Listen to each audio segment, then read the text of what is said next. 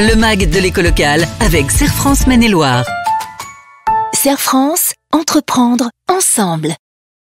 Bienvenue dans le MAG de l'éco locale. Nous sommes chez Serre France en compagnie de son directeur général adjoint dans le Maine-et-Loire, Michel Besançon. Bonjour Michel. Bonjour Thierry. On va s'intéresser aujourd'hui à la formation et aux relations entre l'employeur et l'employé. Finalement, on peut s'apercevoir qu'il y a des coûts, il y a aussi des risques, parfois de former son employeur, mais c'est toujours une bonne chose de pouvoir se former. Alors la première des choses, l'une des missions d'une entreprise est de former ses collaborateurs pour garantir leur employabilité. Ça se traite notamment dans la gestion prévisionnelle des emplois, c'est un point important. Par contre, on a des cas particuliers, parce que former ses collaborateurs régulièrement, c'est normal.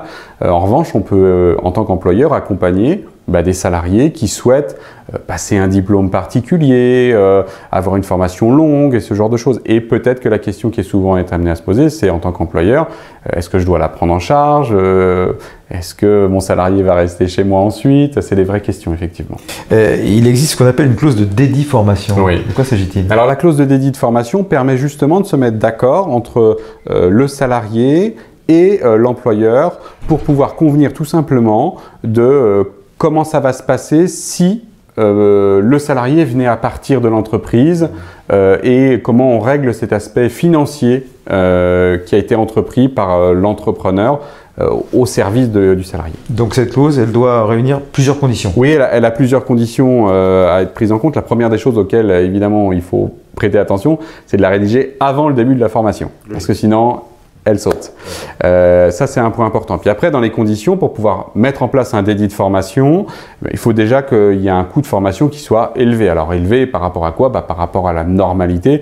Et donc, évidemment, il y a un coût qui peut être lié au formateur, au transport, à l'éloignement, enfin, tout ce qui s'ensuit. Après, il y a une clause, la clause doit préciser aussi qu'elle doit être inscrite dans le contrat de travail. Ça, c'est un point important. C'est pas juste on se tape dans la main, il faut que ce soit écrit et mis dans le contrat de travail.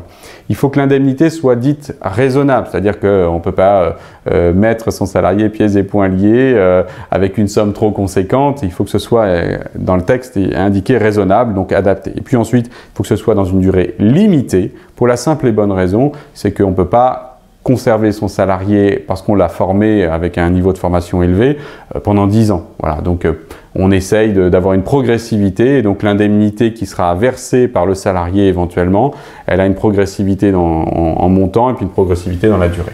Et Michel, vous en parliez en début d'intervention, quand et si le salarié décide malgré tout de partir, je vais arriver bien sûr. Voilà, c'est ça. Et c'est ce qui est convenu dans la convention. Alors il y a plusieurs cas. D'abord, l'employeur peut licencier son salarié, donc dans ce cas-là, ils ne peuvent pas faire valoir le dédit de formation. Il y a le cas où c'est la démission du salarié et là l'employeur est en capacité de faire valoir le dédit de formation pour lui indiquer que le montant à restituer sera et donc selon la convention. Puis après, il y a le cas potentiellement de la rupture conventionnelle, qui est quelque chose qui est de plus en plus utilisé aujourd'hui, et c'est dans le cadre de on va dire de l'accord transactionnel, ou enfin en tout cas de l'accord convenu entre les parties, qu'il sera à ce moment-là décidé de l'inclure ou non. Merci Michel, vous savez tout sur les relations entre employeurs et employés à propos des formations. Merci. Merci.